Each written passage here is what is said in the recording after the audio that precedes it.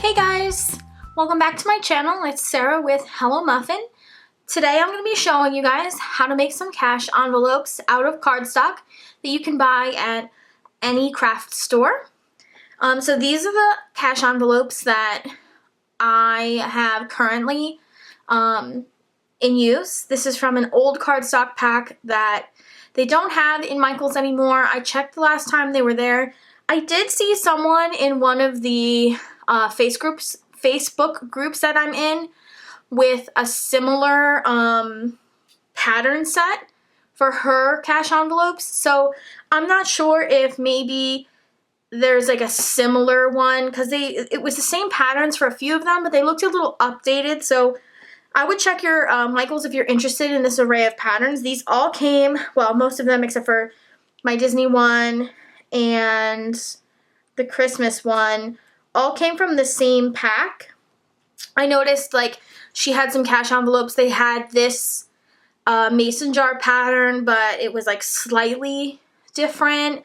And then she had like this orange pattern, but it was like, again, it was just slightly different. So it looked like just like an updated version. But I think she said she got it at Michael's. But yeah, so you could just give it a look over while you're there. I know sort of all the planner sections in my Michael's are kind of like in disarray from the whole, you know, new Happy Planner release.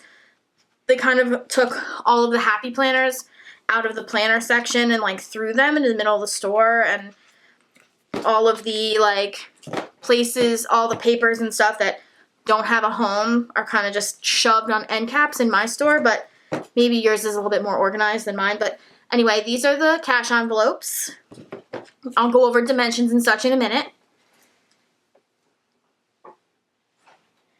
So this is the kind of paper pad that you would be purchasing when you go to Michael's or Hobby Lobby or whatever store you go to buy your craft supplies at. I'm sure they have these at AC Moore and Joann's and a bunch of other craft sites, but this is just a paper pad.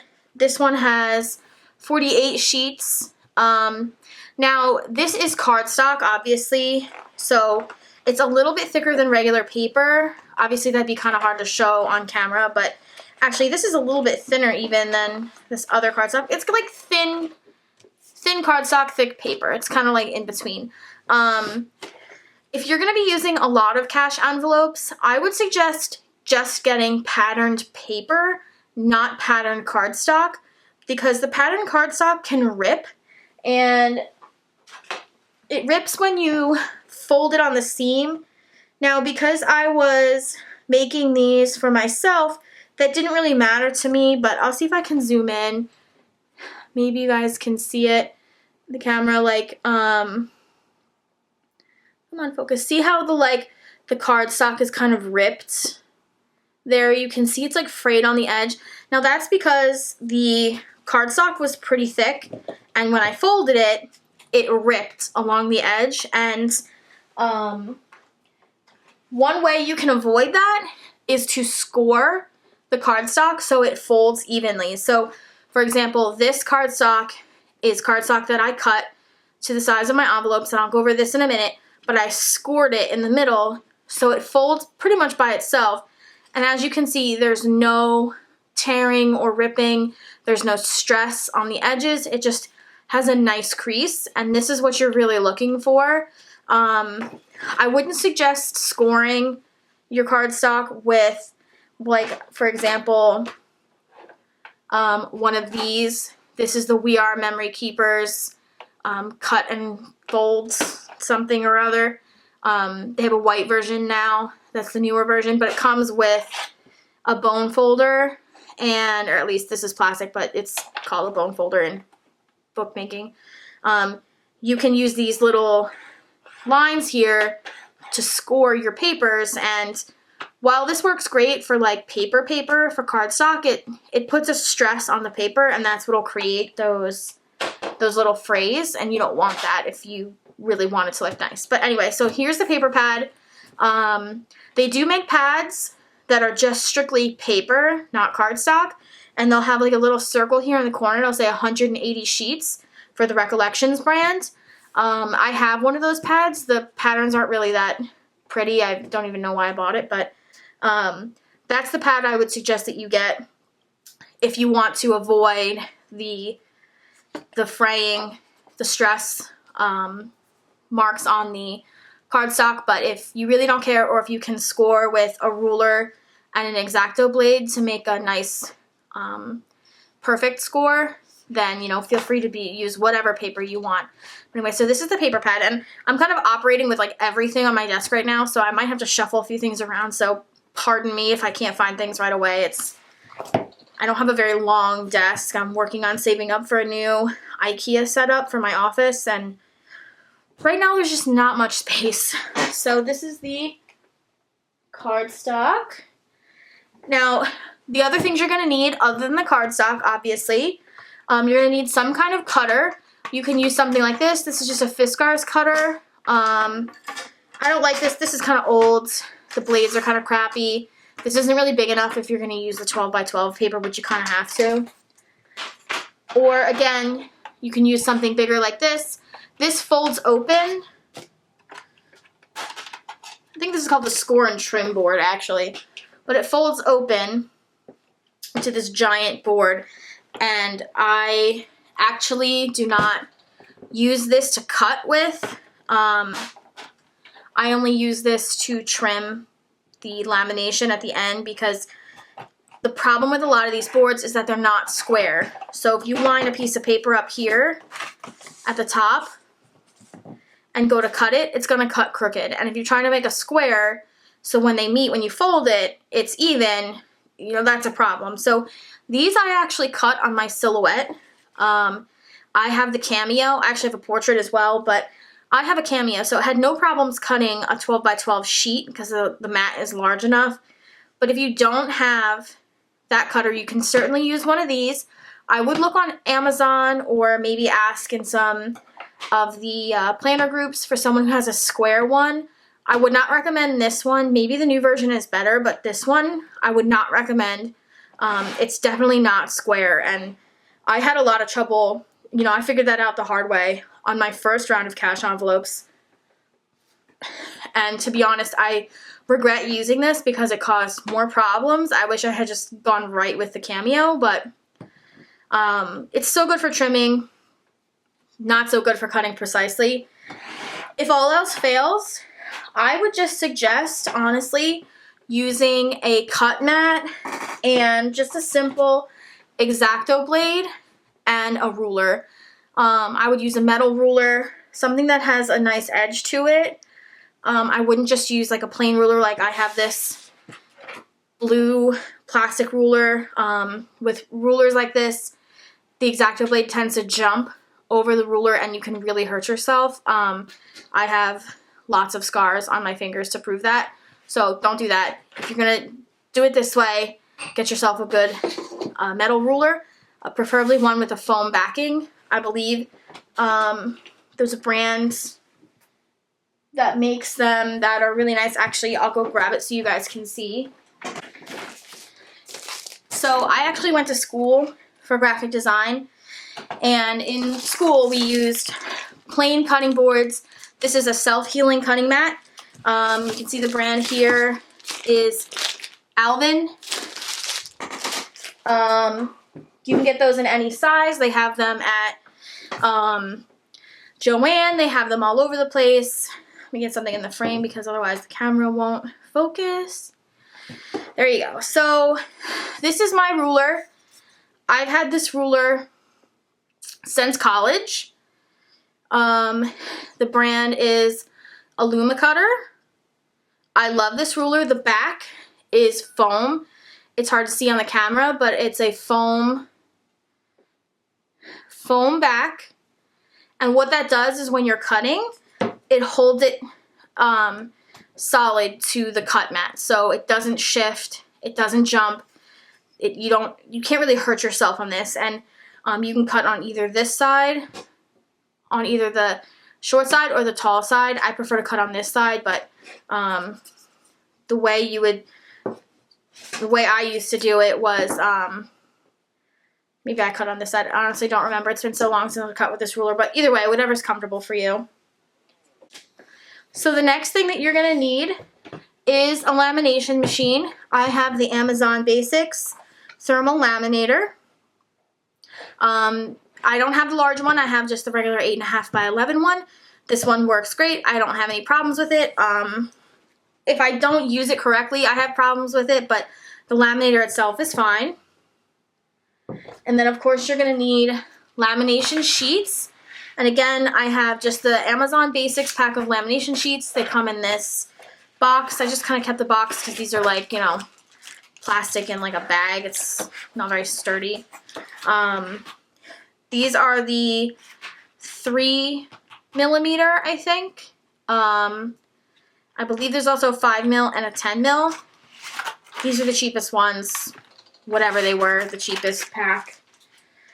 And then obviously you're gonna need your cut pieces of paper for the cash envelopes. So what I did was I made a square in my Silhouette program. It's 6 inches this way and 7 inches long. And then I did a score cut down the center. So this ends up being 3 inches by 7 inches. And it folds perfectly in half. And I actually cut an entire pack of scrapbook paper. And I ended up with this many. And that's actually not including a couple sheets that I screwed up that aren't included in here. So you get quite a few out of one pack. And if you use a 40% or 60% off coupon, if they're on sale, you can get a lot of cash envelopes from one pack of paper. And before I move on, because you can fit only so many of these on one 12 by 12 sheet, there'll be an extra piece of paper. So I actually created a matching dashboard, and of course it's blank on the back, but I had this cut out as well. So I got 2 cash envelopes per sheet of paper, 1 dashboard, and then there's actually a spare piece that I'm going to make into a couple of bookmarks. So you can really get a lot out of one page. If you maximize your space, you can really make quite a few things out of one sheet and really get your money's worth. I was going to make dividers with pockets in these and it just didn't work out, so I wouldn't, don't go too crazy like I did. It took me longer to figure out that trying to cut a pocket thing to glue onto this just didn't work. Just go simple. So anyway, here's my stack. So I'm going to heat up my laminator. Because I'm using the 3 mil, I'm going to, let's see if I can zoom in a little. So there's different settings here on my lamination machine. You can see 5 mil off and 3 mil. I'm going to flip it over to the 3 mil. I'm going to let it heat up. When this turns green, this ready button here, that means that it's ready for me to feed a sheet through the laminator. So while this heats up, I'm going to prepare my cash envelopes in the lamination sheets.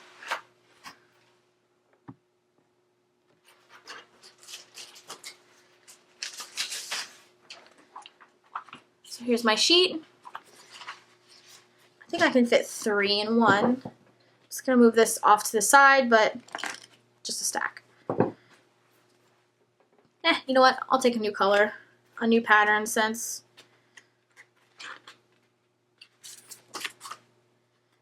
you guys have seen that one pattern this whole time. Yeah, so you can get four of these envelopes per pack because they usually come with 2 sheets of each design. You can get a lot. It's a lot. So anyway, I'm just going to fold these in half. You see they fold real easy when you score them. And to score these on the Cameo, all I did was I used a specific blade depth to cut. I'm not going to tell you what I used because you really have to figure out what the cardstock is for your machine, for your blades, whatever. And then I just use the full pressure amount here on this edge, and I use a very light pressure amount on this edge, and it just makes a nice crease so I can make a nice edge. So there's those. So what I like to do for my sheets is I do one here. I face the pocket towards the edge. This one, face the pocket towards that edge. In the end, it really doesn't matter. You can do whatever you want. I try to get it over as far as possible, but because they're cardstock and they're thicker, it makes it a little bit tougher. Again, if you want to use your time, use plain paper, that pack of plain paper. So this one might present a problem. Sometimes the machine gets a little caught because it's like kind of opening. So we'll see how this one goes. I might have to hold it as it goes through. But I'm still waiting for my machine to heat up. While I'm waiting for my machine to heat up, I'm going to show you guys this cool thing that I've been working on for my shop. I'm doing a shop super sampler. So this is actually going to be a large sampler that consists of 3 5x7 sheets. These two are connected. This one's separate. I figured if you had a TN, you could put it in the TN and just double stick tape this sheet to the front, and then it would create like a little icon booklet for you to have in your planner. But these are all the icons, well, almost like 99% of the icons I have currently in the shop, as well as about 100 unreleased icons. And this pink colorway is not available yet anywhere else. The colorways that I have currently on the site are a little bit different. This colorway is available only in this super sampler for the time being, but these are all the icons that I have currently and will be offering slowly but surely as I get all the listings up and all the pages made. But yeah, I just wanted to show you guys so you can see some of the things that I've been working on in the meantime. Some of these are just too cute. Like this one's new. It doesn't have its own sheet yet. Come on, camera. This ramen noodle bag, and then I have the pizza, and I tried to put all the food on the first page, but they're so cute. I am loving the little sleepy cups, and you know, there's some shop owner stickers. I mean, even if you don't own a shop, you could totally use, you know, the cutter and all kinds of fun stuff. Anyway, so it looks like my lamination machine is just about heated up, so I'm going to move it over here into the camera area. Hopefully get it to work. It's hard working with limited space.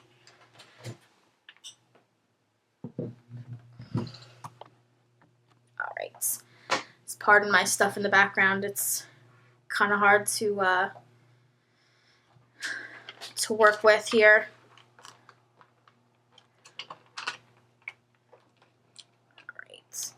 The only thing I don't like about this Amazon one is that it's really hard to get the sheets in. There's no like carrier sheets anymore. Lamination machines used to have a carrier sheet that you had to put between the pouch and the laminator, and they don't seem to have that anymore, and frankly it's kind of makes things kind of difficult. But now, because I am using cardstock, it is thicker, so there is a chance that there's going to be a bigger gap between the lamination seal and the paper, which is a real possibility, and I can show you how I fix that. So just move this over. You guys can see them coming out. So you can see it created some kind of bubbles here in the center, but that's fine because we're going to cut that out anyway. Yeah, and it didn't really seal over here. So I think what I'm going to do is I'm actually going to wait till this goes out. I'm going to bump up this button here to 5 mil instead of 3, just because we're heating so much in the packet that I feel like that would definitely help. So yeah, like this didn't seal at all. This is almost like it didn't even go through this corner. So I'm just gonna bump up the heat on this, which sometimes it makes it worse, to be honest with you. I would always start at the millimeter thickness that your sheets are. Sometimes bumping it up makes it worse, but because I'm using cardstock, I don't really think I have a choice here. So while this heats up, I'm going to move this back over to the side. And I'm going to show you guys how to trim these. So like I said before, this is the Trim and Scoreboard by We Are Memory Keepers. And in order to make a cut, you have to open the little piece there. I have 2 blades on my, whatever this thing is called. So I have to push both of them down to the bottom so I don't end up chopping something. So because this is not square to this line, I actually line up my stuff visually, and you guys can't really see it from where you're at. But what I do is I look at the edge of the paper here and I line that up with the second line in, and that's how I make a straight cut. So sometimes you just kind of have to work around the stuff. It might not be perfect, but as long as it's straight-ish, it should be fine. And you can always go back, and the rule is that you can always take away more, you can't add it. So if you screw it up and add, you know, and cut off too much, you can't go back and add it back. So for the pocket one, I cut right on the seam instead of leaving a space for the lamination to have a seal. So that's it. So because this didn't seal all the way, my lamination machine is hot. It's off to the side of the camera. I'm just going to run this pocket through it again, just like this. I run it lengthwise so this side would go into the machine, so that way if it gets stuck, I have something to pull out, rather than if I did it this way, the whole pocket could essentially get sucked into the machine. But this is a glitter cardstock, so you can kind of see the glitter under the cardstock. It's kind of cool. But yeah, so I'm going to run this through again on the hotter setting, so hopefully it will seal a little bit closer to the cardstock. And the great thing about these pockets is that if you're using them quite often and the seal breaks on the side, which happens, it's happened to me already on quite a few of my pockets. I think I mentioned it on one of my videos, one of my cash stuffing videos. I think there's only 3 videos, so it's, you know, I got a good chance of finding the video that I mentioned it on. But you can just run the pocket through the lamination machine again. You don't even have to, you know, worry about it. You can just run it right through the machine again and it'll seal it up and you don't have to do anything. I'm going to do it this way.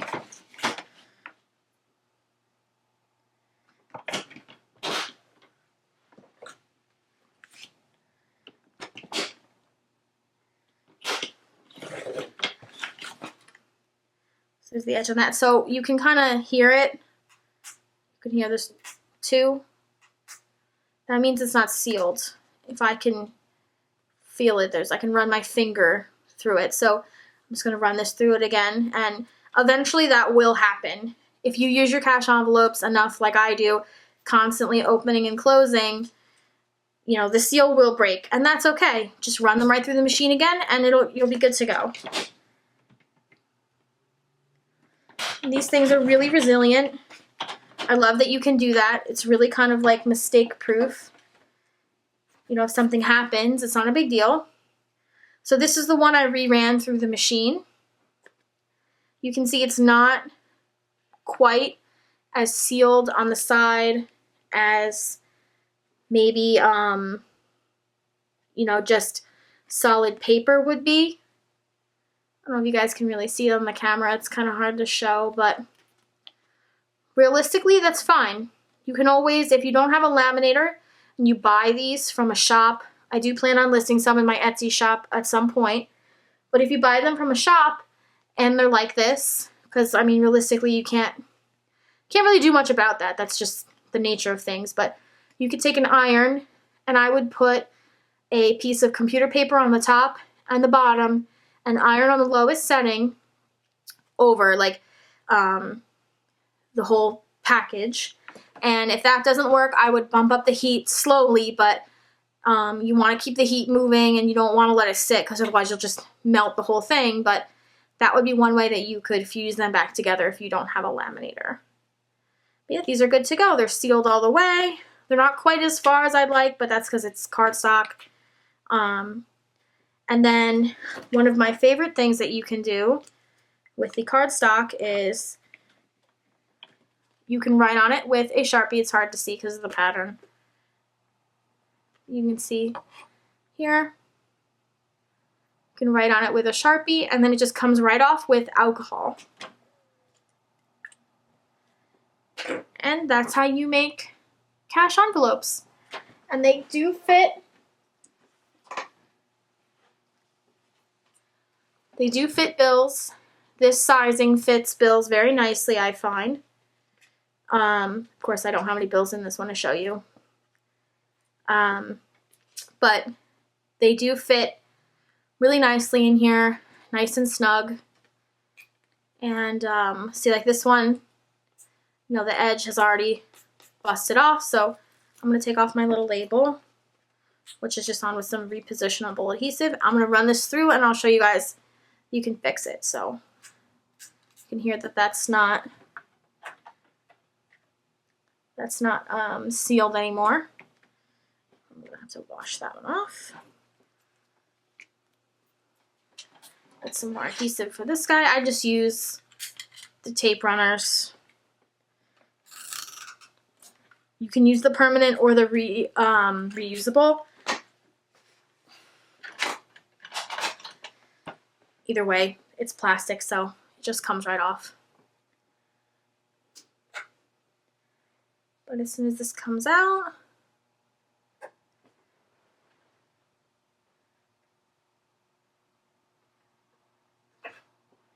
all right.